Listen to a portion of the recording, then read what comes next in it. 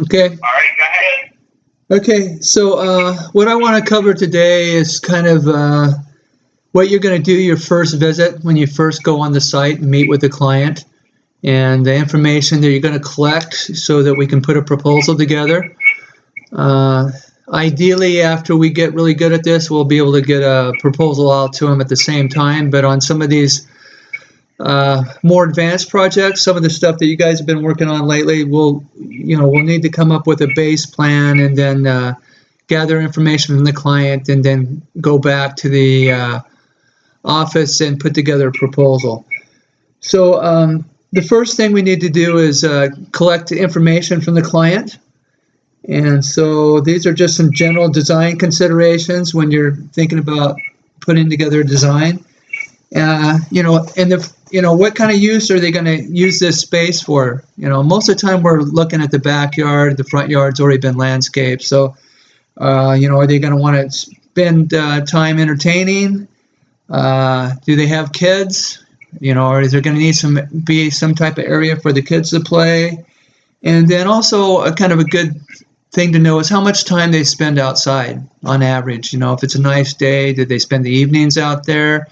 If it's a nice weekend, or they spend quite a bit of time on the weekend out there. And then also nighttime use. Is this something that they use during the night? So you're going to need to kind of consider lighting issues and things like that. Also, guys, anytime you have a question, feel free to stop me. If there's, you need a further explanation of what I'm talking about, or you're a little confused, don't hesitate to ask me questions. And then I found that over the years, this is pretty important. It's a good question just to ask their likes and dislikes. You can spend a lot of time coming up with a design and find out that there's something about that design that they don't like. Example of that, as far as planting, some people love grasses, the ornamental grasses. Some people hate them. So if you go to all the effort to put together a planting plan and you're including ornamental grasses and they don't like it, then that can kind of be a strike against us. And then the other thing, and I think on the newer places, this is kind of a big thing, is they're putting these homes together so close together, and they're more often than not they're two-story houses. So you got to consider about things to create some privacy and some screening. Or if it's a house that they've been in for a while and they say, man, I hate, they can see the detached garage from the neighbor and they just hate that. And they want to be able to screen that. So that's, again, a design consideration. And then the other thing, and we hear this a lot, is just, I want low maintenance. Do they want to spend some time and maintain it? If not, then we're going to go with plants that are, easy to maintain. Maybe they're an avid gardener, and if they are, they're going to say, well, I want this plant, I want that plant. And so you're going to put plants in there that require a little bit more maintenance. How are we doing so far? Good? Good, yeah. Good? Okay, everything's pretty much self-evident? Okay. Yeah. Okay. And this F should be at the very start, and hopefully we get that information when they first call in, and that's budget.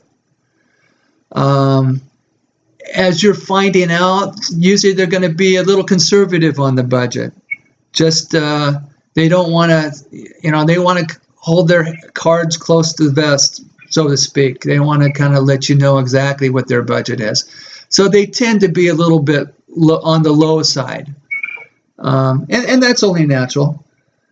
And then, what kind of style of landscape? Is it Mediterranean? Is it? I have a question real quick. Yeah, sure. With budget, so we get a lot of times where they don't want to give a budget or something like that.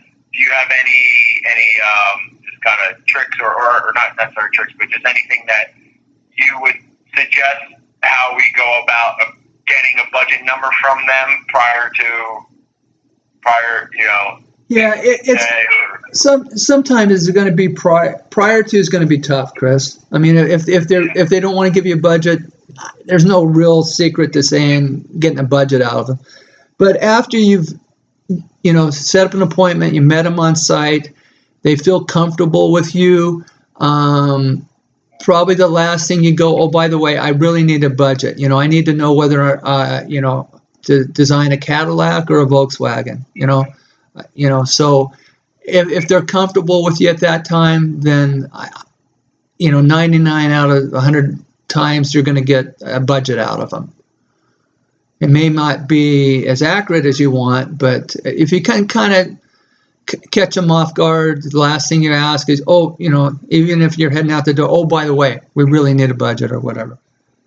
I think that's a good way to get it from them. Okay. How's that? I mean, does that make sense? Yeah, that makes sense. Okay. So What do we do? Sorry. What happens if they are like, oh, our budget's $20,000, but they want, like everything?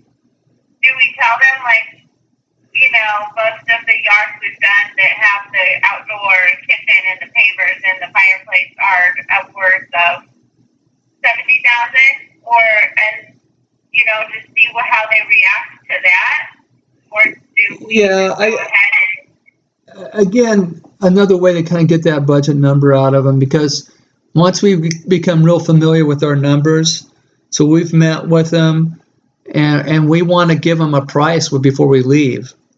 So, you say, well, based on this information, you're looking at X amount of dollars, say $70,000.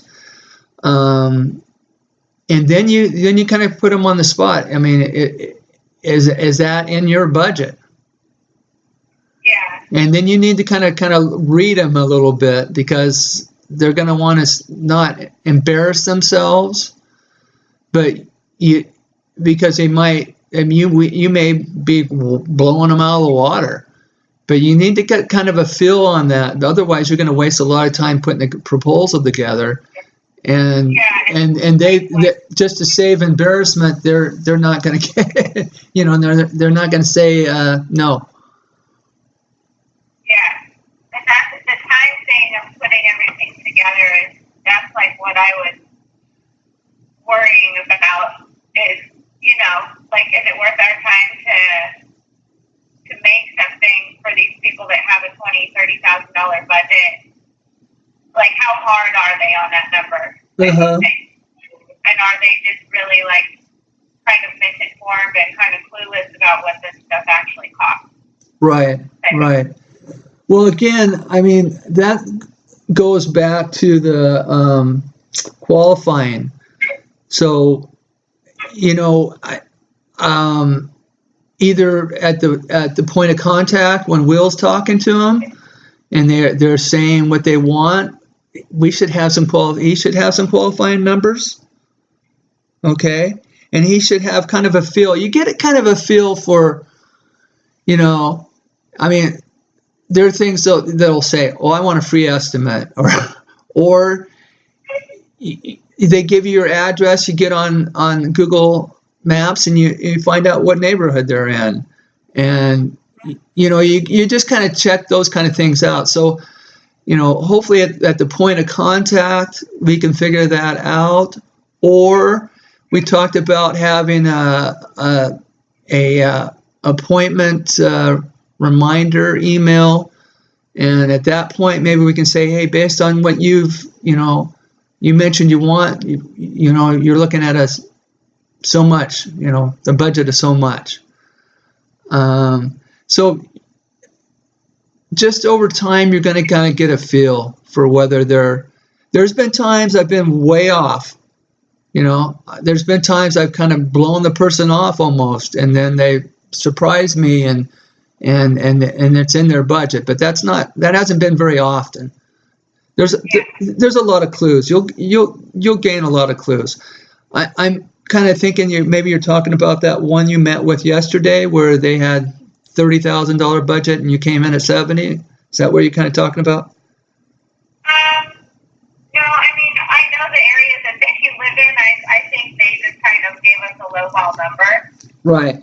I think we'll be able to get over, there, but I'm just talking in general. But Right. I feel like Brian was also 30,000.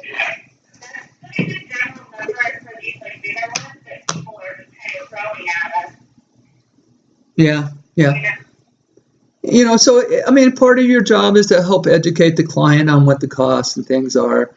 But I'm confident, you know, within the next month after you go out and there's stuff, you're going to have a pretty good feel for whether people, you know, what their budget is and whether they're being reasonable, things like that.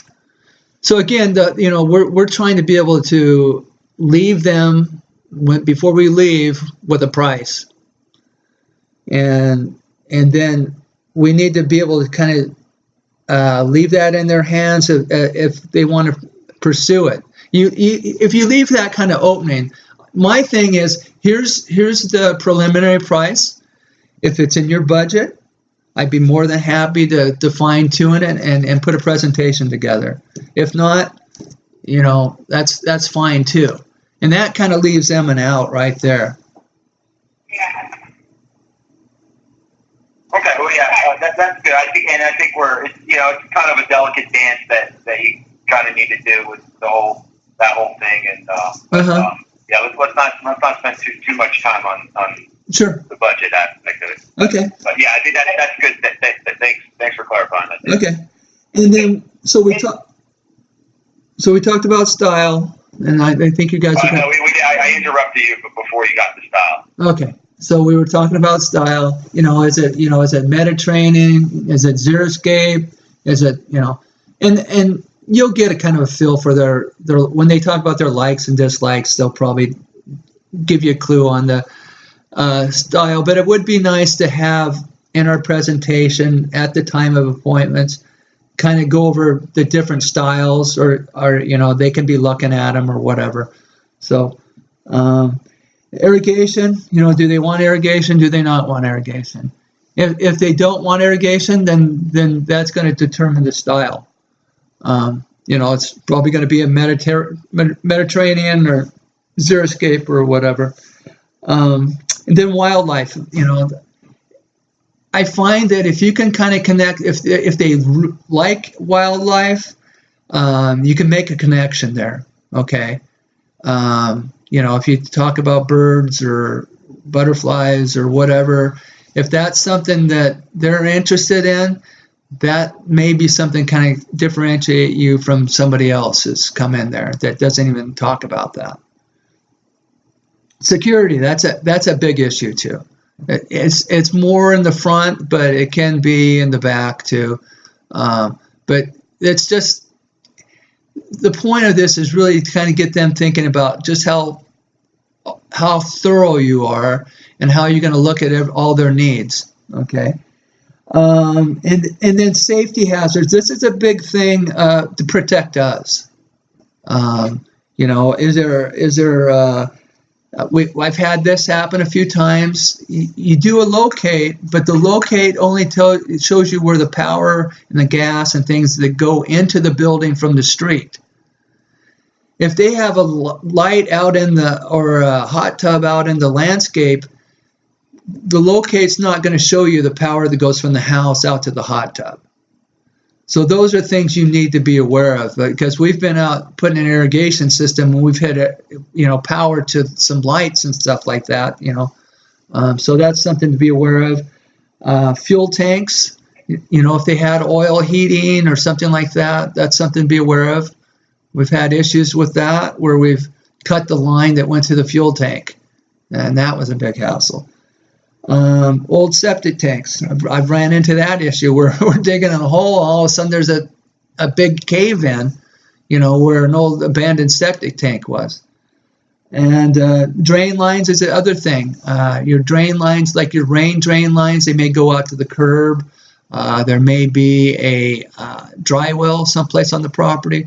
So those are all things to be aware of, so that, you know, I mean, there is a disclaimer on the contract saying that we aren't responsible for it. But, you know, if you know, you can kind of leave kind of a bad taste in your client's mouth if we hit something out there. You know, it's so much easier if we don't hit them. Okay, and then street appeal.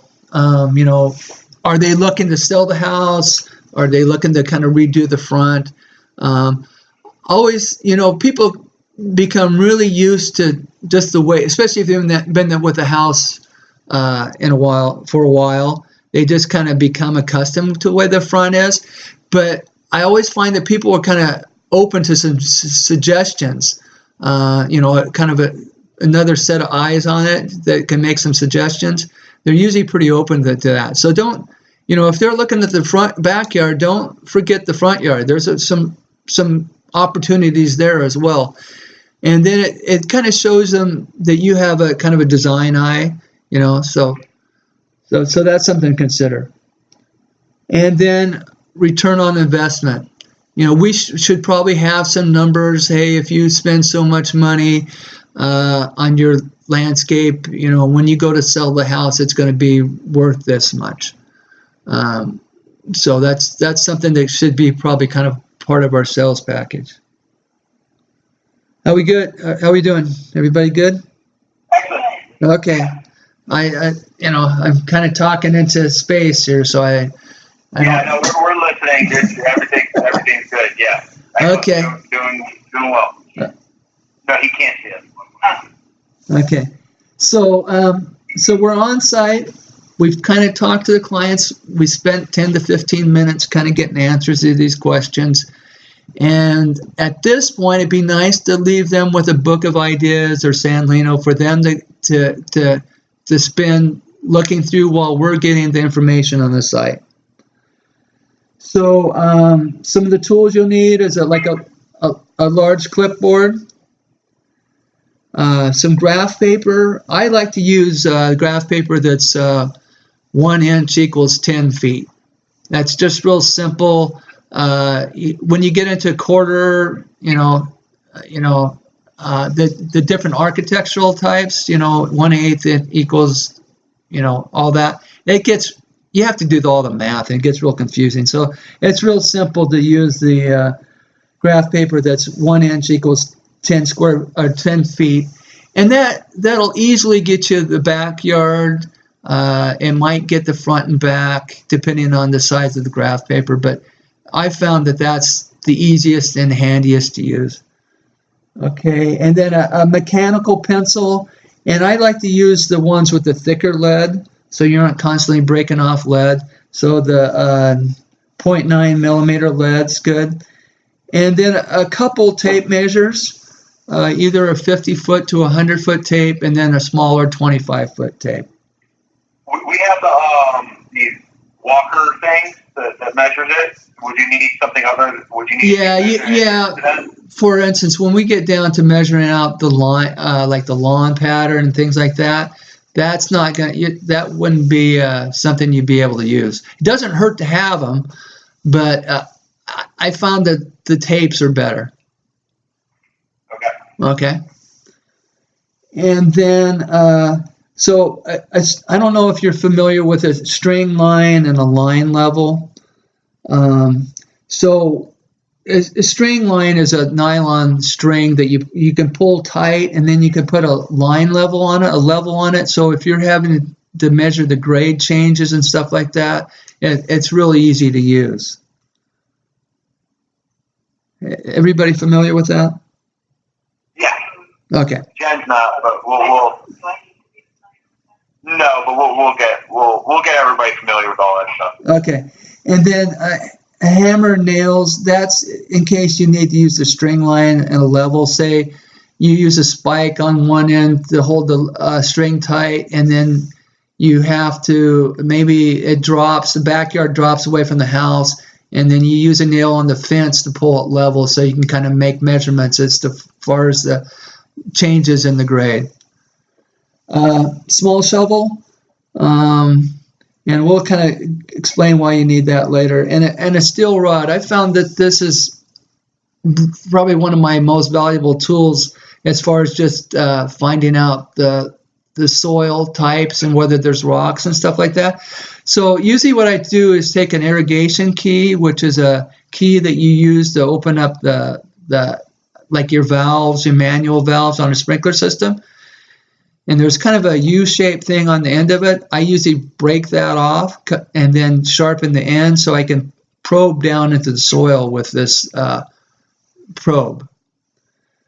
Then a scale, so you need like a 10 scale, and then, have a printed satellite photo to scale so that it's a little easier for you to measure in the backyard. Depending on whether there's any trees and things around, sometimes they can be really accurate, but sometimes you have some mature trees and stuff like that that block the satellite view of the property line or things like that. And then irrigation flags, they can kind of come in handy if you need to tag some plants, things like that. Marking paint's going to be another one that comes in handy too. Good? Any questions? Yeah. So that one, as far as I'm concerned, I'm probably speak for the rest of us too, that we'll probably need a little more training and understanding with that. But I think that's a larger conversation. So I don't want to interrupt the presentation. Yeah. That's like kind of understanding how to use all that. Yeah. So, but that's really good to kind of.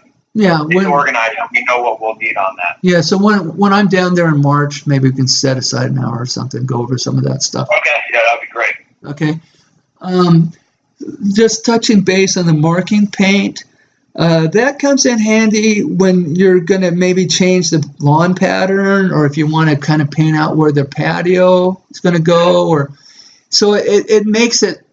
For the client, it makes it easier for them to visualize where things are going to go. And there's something about leaving some paint there and marking it. It's like a dog peeing on a bush. It's like almost marking your territory. Pardon the analogy, but it almost, if you do that and nobody else does that, there's a psychological part of it that you're claiming ownership of it, and they can kind of acknowledge that. It's kind of a funny thing, but I've seen that happen through the years. Okay, so we're at the question. No. That's good. Okay, so the base plan information.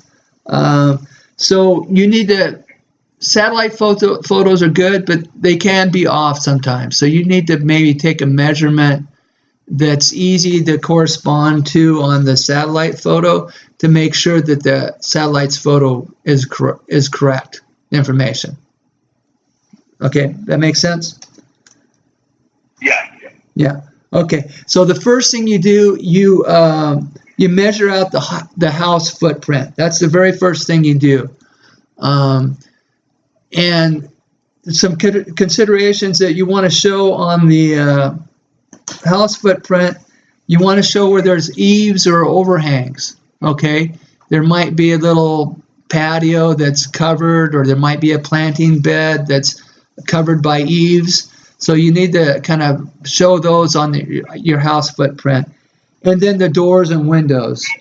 That's real important, especially windows, say the kitchen window or any windows that have views to the backyard where people will be viewing the landscape from the inside. That's something that's real important. Okay. So, when you say the house footprint, that's basically just like the perimeter around the house? Yes, Jen, that's the perimeter around the house, and it's real easy to measure because you just put your tape measure and measure it, and most of the time all the angles are square or whatever. Sometimes there's kind of some funky angles, but so you need to have that. That needs to be accurate for you to be able to measure the rest of the property lines and so on and so forth. So it's real important that you have that footprint of the house. Okay, and then from there we'll talk about how you measure the property line. So if you go down like on the drawing that shows measuring property lines, everybody can turn that out.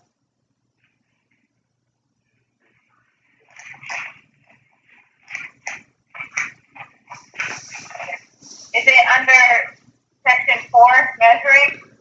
Yeah, it says measuring property lines on it. Oh, okay. Okay, well, maybe I'm jumping ahead of myself here. Yeah, let me get back to that later. I'm sorry. We'll just go with over that specifically. This will be just a kind of overview of what the information you are going to put on your plot plan, and then we'll get into the details of how you do it. Okay. So let's see. So property lines, trees. That's real important to locate the trees that are on the property. Any hardscaping, existing hardscaping, need to be able to show that on the base plan. And then structures like utility sheds, detached garages, swimming pool, things like that. And then the grade changes. Now, I don't know, are you dealing with are most of the lots flat there, or do you have some, nicer neighborhoods that have on a hill or view lots or things like that? There will be for sure, especially like when we get to like El Dorado Hills or Folsom or something. But yeah, I think there. Okay. There would be some. None currently, but there's definitely potential for that. Okay. A lot of the drag homes we did have like a pretty steeply graded backyard. Okay. Yeah, that's really common here. Yeah, they're always graded towards the house, so the low point near the patio. Why? I don't know. I don't know. So they have like a drainage system. I've seen it probably a half dozen times now. Okay, so they want to keep all the runoff on the property and not have it go into the neighbor's yard. Sounds like. Yeah. Okay, that's a California thing. Okay, let's see, grade changes. So for drainage, for siding changes, depth changes. We'll get into that when we get into that detail. And then view screening, but also view preservation. If they have a view of the hills or they have a view of a mountain or whatever, view of the valley, that's definitely a landscape consideration. So when you're doing your base plan, you need to show which way the view is that you're trying to preserve or the view that you're trying to screen. And then this is really important, and sometimes we kind of overlook it, is just, again, the view from the inside of the house, because they're not always outside, but they want to enjoy the landscape from the inside. So those are all considerations. Let's see, obviously the lawn shape, the shrub beds, and then elements from the neighboring property that are going to affect their landscape. Shade would be one thing if the neighboring property has some trees, or maybe it's a 3-story building that puts shade out all the time.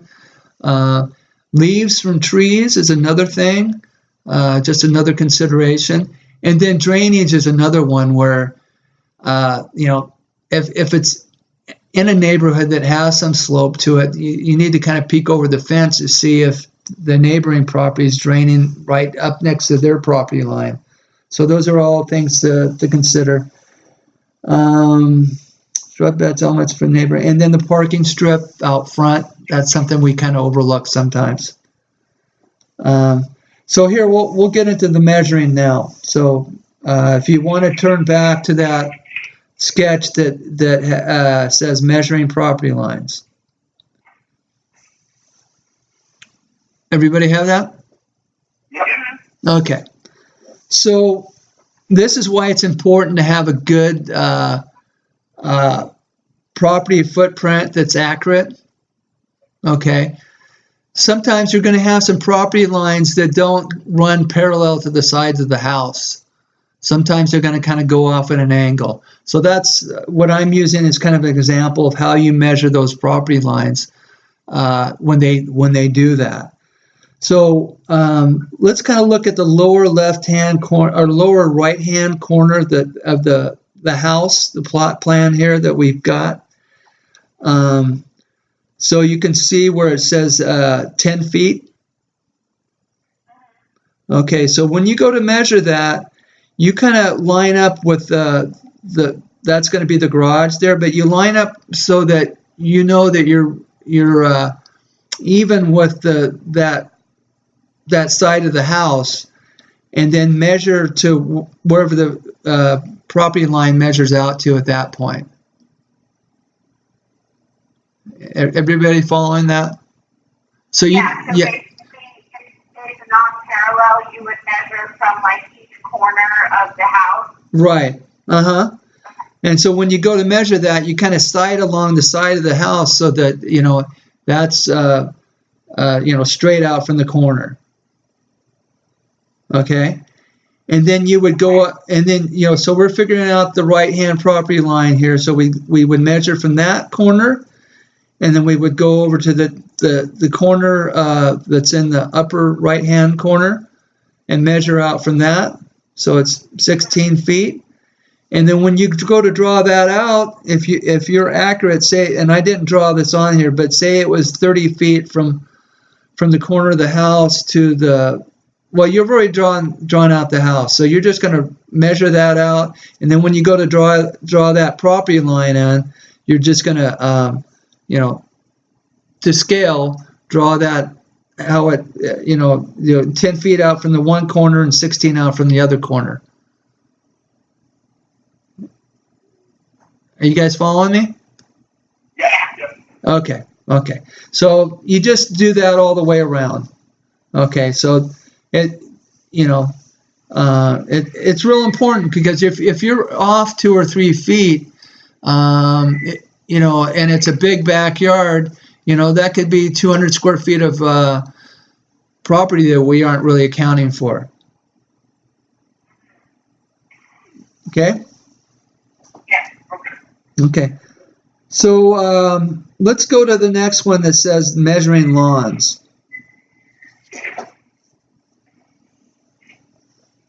Everybody have that in hand? Which one? Measuring lawns? Yeah, measuring lawns. Yeah. Yep. Okay. So normally you're probably not going to go to this detail, but there are times that you may have to do this. And this may not be just lawns. This may be hardscaping that has some curves to it, or it may be, again, maybe it's not showing up on the sat photo because there's some trees in the way and things like that. So it could be any kind of irregular object that isn't really easy to measure. But it's important that you're accurate with it. Okay? So basically, you're going to put a center line, and that's where your string line comes in handy, or your irrigation flags. You use those to put a center line that, in this case, that's the same distance out from the patio there. Okay, so you're going to put a center line in there, and then every 5 feet off that center line, or you can lay your 100-foot tape down or your 50-foot tape in a straight line. Then you're going to use your 25-foot tape to measure every 5 feet the edges of that of the whatever it is you're measuring, be it a lawn or a swimming pool or a irregular shaped patio. And then you document that on your plot plan. Are you following that? So every 5 feet would be like, there's kind of a dot. So like the line on the first, starting from the left, there's the X and then a little dot. So the 10 feet would be from that dot to the top of the V shape, not the middle of that quadrant, that line, right? Yeah, that's what you're measuring from. Okay. So the 10 feet is from the distance from that line to the upper edge of the lawn, and the 6.5 is from that line to the lower edge of the lawn. Okay? Yeah. Okay.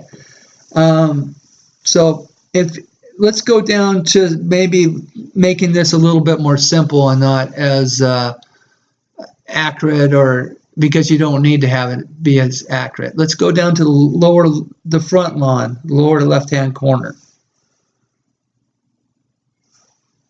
You got that? Yes. Okay. So we've got an entry walk that comes in there. And so the lawn starts at the 3 feet from the corner of the entry walk. Okay. And then we've measured kind of through the middle there that the edge of the lawn is 24 feet from the driveway. Okay. And then you're going to take site photos, and you're going to kind of see how that lawn edge is, what angle it is. And then you know that where it comes into the sidewalk is 9 feet from the driveway. And you know that 9 feet from there is where the kind of the edge of that curve starts. And it starts 4 feet out from the sidewalk. You guys follow? Say that again. Matt came in and distracted all. Oh man, thanks a lot, Matt. Okay, let's start at the top again. So we know that lawn comes in to the entry walk 3 feet from the corner, right? Correct. Okay.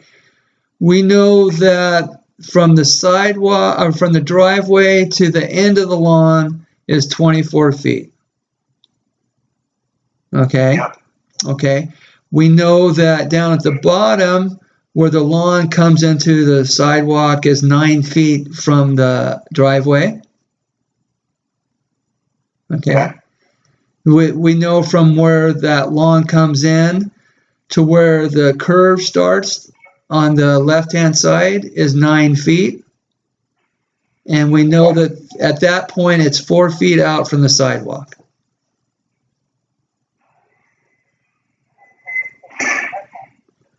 Okay, that's just going to kind of come natural. Unfortunately, you're probably going to you'll miss that measurement, and then you'll try to get on Google Maps to see if you got it, and then you're not going to have it. Then someone's going to have to go back and make that measurement. So it's real important when you're doing the measurements that you before you leave the site, that you kind of review them and make sure you have all the information that you need. One thing on this, Dave, wouldn't we need the measurement? So we got the 10 feet, right, on the right side, right, and then from that, so wouldn't we need the measurement from that 10 feet to the start of the walkway? What? So you're asking about the 10 foot that's in the driveway? Yeah, you got 10 foot in the driveway, and then past the 10 foot, then you get a walkway. So there's a measurement there that we would need as well, right? Yeah, but you would already have that as part of the plot plan. So you've got the plot plan, the base plan. You've drawn it out. You're already going to know that that from the corner, where the entry walk is on the driveway to the front walk is going to be 15 feet or whatever. You're already going to have that. Yeah, you need to know that though too. Yeah, that's all part of the base plan. You're already going to have that in place. Okay. So yeah, you'll already know what that measurement is. Right, because that will have been part of the base plan. Okay? Yep, sounds good. Any other questions? Nope. Okay. So let's go to the next one, measuring trees. Yeah, I messed up the statement. Okay. I'll correct it after. Okay. So here's just kind of a classic example of this is an existing property. There's some trees on the property in the backyard that they want to keep. But you need to know where they are so that when you do your design, you're accurate. So let's start in the upper right-hand corner. So you've got that measurement that says 20 feet. Everybody got that? Correct. Yep. Okay. So from the corner to the first tree is 20 feet. And that tree, the trunk is 2.5 feet out from the fence. Okay. Between that tree and the next tree is another 20 feet. And that tree is 6 feet out from the fence. Is the 20 feet from the fence to the trunk or to the like outer edge of the branches and stuff? We're talking trunks from the trunk of the tree. Okay. Yeah. So it's 20 feet to the first one, then 20 feet to the second one, and between the second tree and the third tree, it's 12.5 feet, and that tree is 3.5 feet out from the fence, the property line. And then between that and the last tree there, you have 13.5 feet, and that tree is 8 feet out from the property line.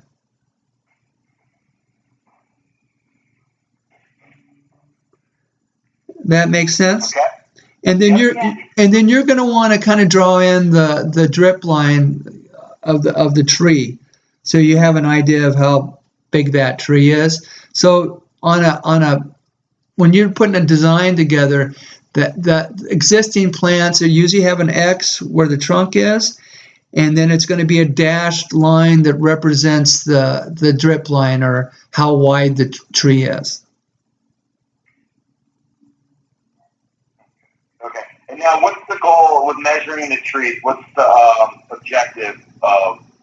Well, say if you wanted to measure the tree. Say you wanted to put a lawn in there. They want a lawn in there, and you don't want a tree in the middle of the lawn. And maybe it's a stupid sweet gum tree that has a bunch of roots, and then those roots are 6 feet out from the tree or something. Or you're going to want to even draw that in there as part of it. Hey, tree roots or whatever. So you're not going to want the lawn to go right up next to that tree because there's too many tree roots in the way, and plus you don't want to. You try to avoid having trees on the lawn if you can. So you just need to know where the trees are in relationship to the landscaping that you want to do, or design-wise, if you want to put some plants around it to kind of soften the trunk or whatever, you need to know where they are in relationship to where you want to plant the plants that you want to plant. So would we know the diameter of the tree trunk? It's like, not. do we need that measurement? No, that's not as important, Jen, as how wide the tree is, the foliage of the tree. The foliage of the tree? Yeah, so what they call the drip line, which represents the outside dimension of the tree branches and stuff. That's so what's basically, you want a circle around the tree on the ground that's the same width as the leaves above the head. right. So that makes sense? Yes. Yeah, okay. And the same way, if there's some existing shrubs or something like that, you want to know that they're 6 foot wide or 3 feet wide or whatever. And why is it important to have essentially the full diameter of the tree? Is that for when we're assessing what type of plants we're going to put in, shaded, not shaded, things like that? Yep, exactly. Also, it just helps remind you maybe where the shady part of the lawn, or if you want some shade for, they want to be able to set out a lounge chair, things like that. Yeah, it's pretty much standard. So you have that information. Okay, yep, makes sense. Okay. So let's get into measuring grade changes.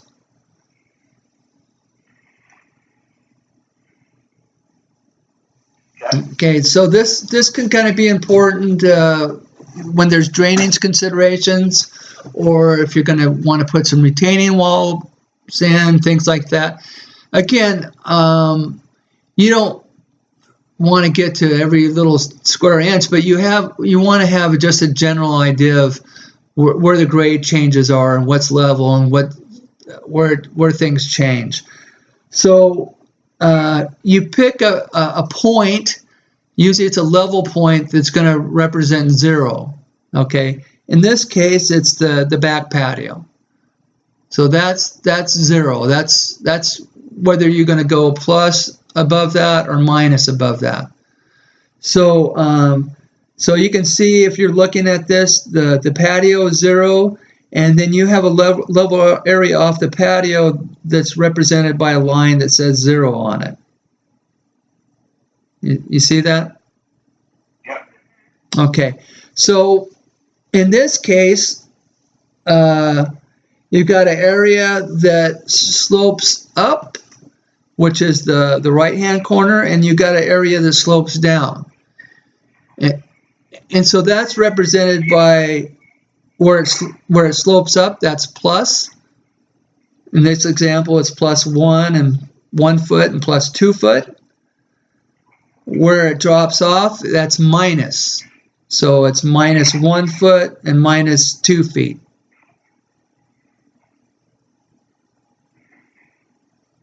Everybody, any questions on that? Yeah. Yes, So, sir. Okay. I do have a question. So your 0 point, do you just pick it could be the back patio or kind of anything? It can be anything. You just pick a point? Yeah, you just pick a point that makes sense. Usually it's a point, in this case, where there's a large area that's at that same level. Okay. You see what I'm saying? Otherwise, if you picked point, if it's a higher or lower than that, just a place that kind of intuitively makes sense. Okay. Okay. Any other questions? I think, yeah. So, where's the camera? You can't. There's no camera. Oh, you can't. So, past the 0 line outside of the patio, and then going towards the upper right-hand corner to the line that says +1. Yes. That area between those 2 lines is 1 foot above the patio Right. level. Right. Okay, and then, So and then I see the next line, so the space between the +1 and +2 is 2 feet above the patio? Yes. Yeah. But it's sloped. So there's a grade. That's why, so you see the 0 line, Jen? Yeah. Okay. And you see the +1 line? Yeah. Okay. See how at one point it's farther away from the 0 line and then it goes closer to the 0 line? Yeah. So where it's farther away, that slope is a little bit more gentle. Where it's closer, that slope's a little steeper. Okay. So that +1 at that point is wherever that line is 1 foot above where the 0 line is. Okay, and then just depending on the distance, the angle at which it slopes is either more or less. Correct. Okay. Okay. So if To measure that, we'll get into measuring that here at the end. okay. Okay. And But so on the left side where it's on the negative, so Yeah. that's obviously sloping down. right. So I'm just confused in that little middle space there where the +1 and the -1 lines go up to the fence, and then there's kind of that space. Right. Well, that's good. Is that a +1 or a So there's a 2-foot grade change between the +1 line and the -1 line. Okay, that just kind of grade changes like in a straight line, like +1 dips down. Yeah. -1. Okay. Yeah. So the general rule, the closer the lines are together, the steeper the slope, the farther away from the lines are from, the gentler the slope. Okay. So this just, again, say for instance, they want to make their lawn bigger. So we would probably put a retaining wall. Usually our retaining walls are 2 feet tall. So where that +2 line is, maybe we put a retaining wall in there.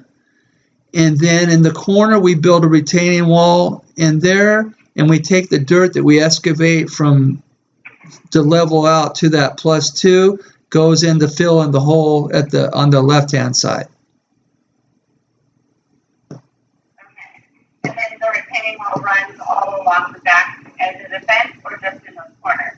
It would, in this case, depending on what the property is on the other side, there would probably be a retaining wall holding back the dirt that goes from, kind of where that +1 line is up to the 0.2 line. And then from there, we would, down towards the left-hand side, we would put a retaining wall starting there that's going to hold the soil in. That would go from there and then around the corner to about where the +0 line is that goes up to the property line. Okay, so this just gives you an idea when you're looking at it, if you want to make some grade changes, where you're going to do it.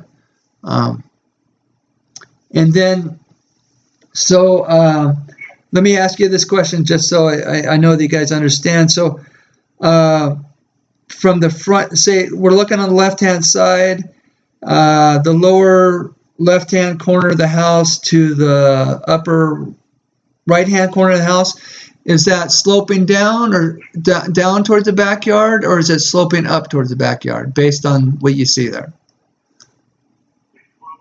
Down, going towards the backyard from the front. You're correct.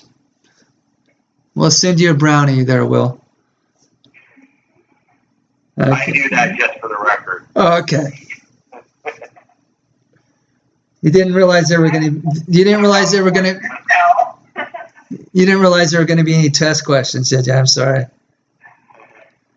Okay, so let's go to these.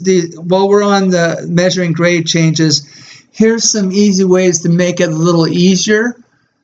Some tricks of the trade that maybe you won't have to get the string line out and do all that. So let's go to the first photo that shows there's a sidewalk and there's a fence along it.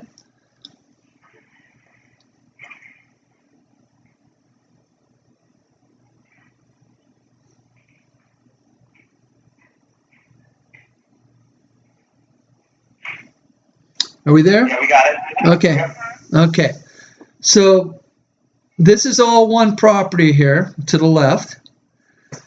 So just looking at that, just looking at, what can you tell me about that property and the slope? So we're talking about the photo with the fence, and there's a sidewalk with a little river rock in front of the fence, and there's grass on the right side. Yeah, grass on the right-hand side, and then there's some stairs. Yep. Okay, so what can you tell me about that property? Right. Okay. Okay. So the front of the house that goes up to that little, I don't know, it's kind of a detached building there. How would you measure the change in grade there?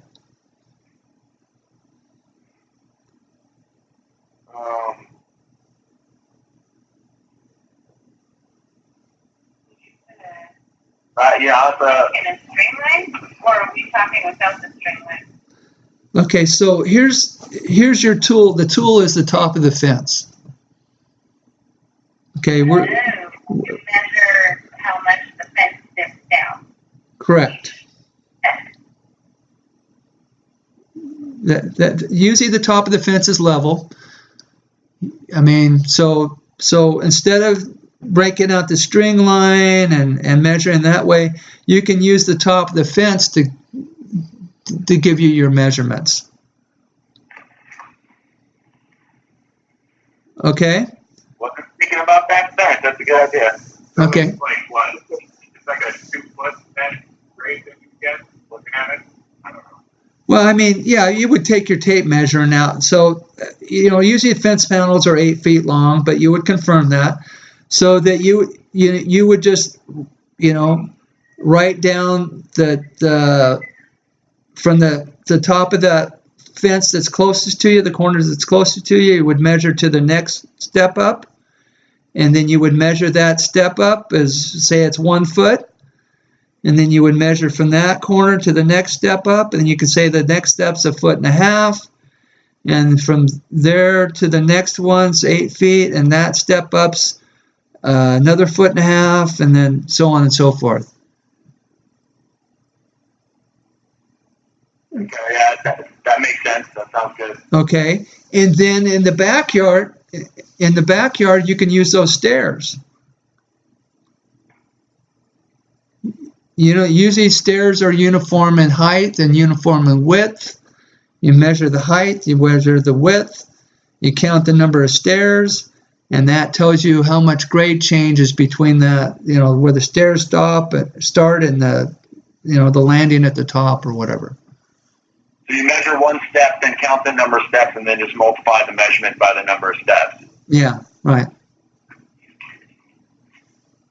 Okay? Yep. Okay. Let's go on to the next picture that has some retaining wall in it and steps.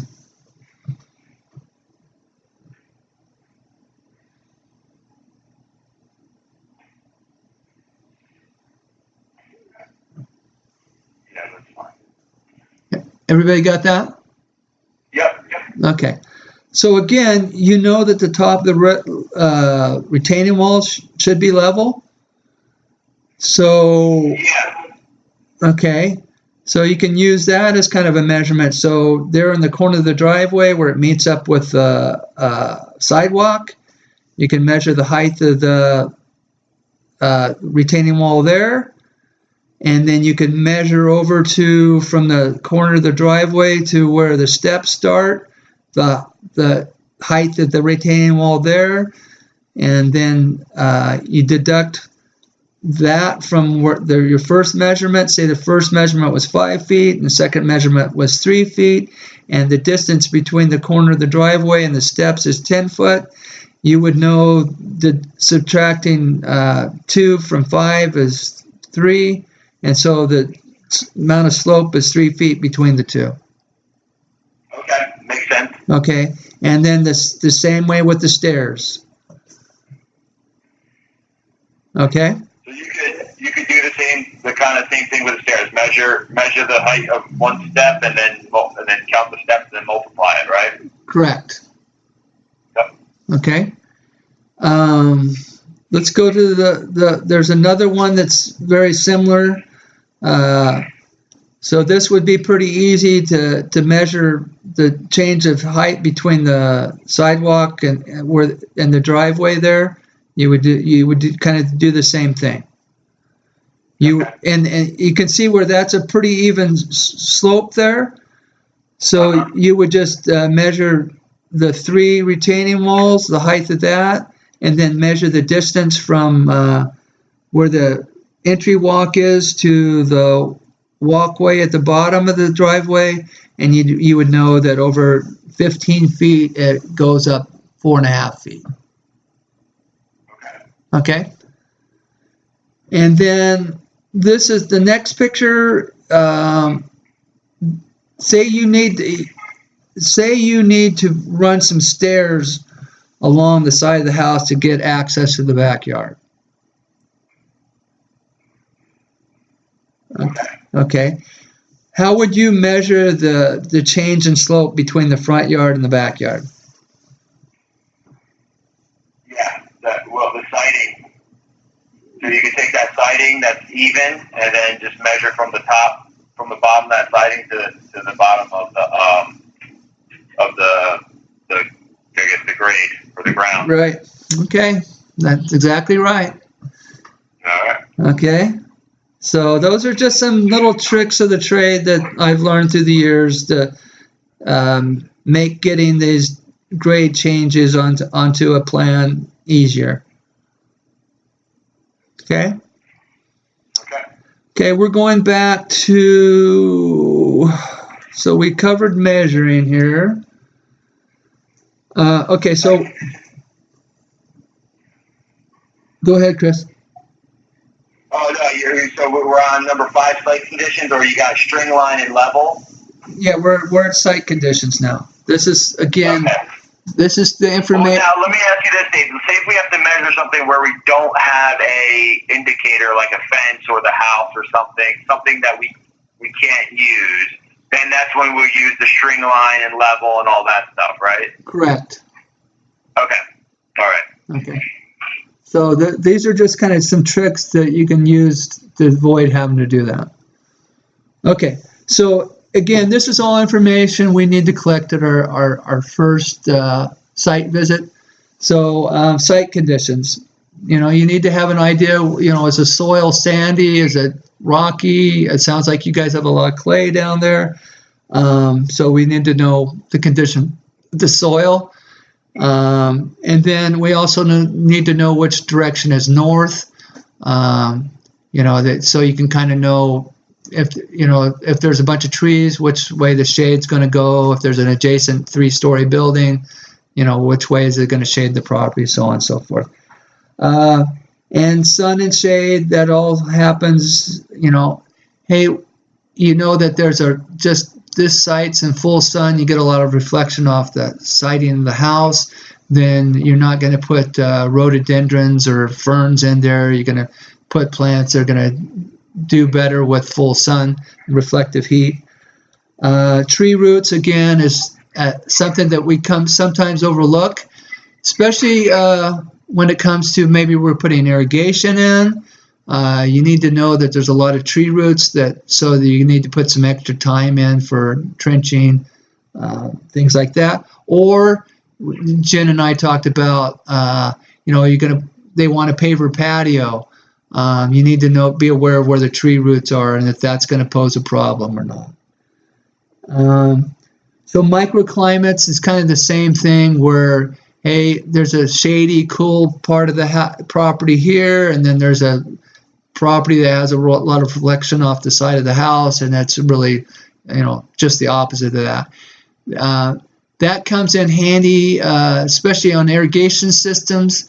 So when you're zoning it, you want to have the zone in like conditions. So if it's shady, you don't want to have part of the irrigation in full shade, zone in full shade, and the other part in full sun, because if you run it for enough time to water make sure the part that's in full sun gets enough water, then you're overwatering the part that's in the shade. Okay, and then drainage. Are there low spots in the property that collect water? Is that an issue? And then I put on a note there.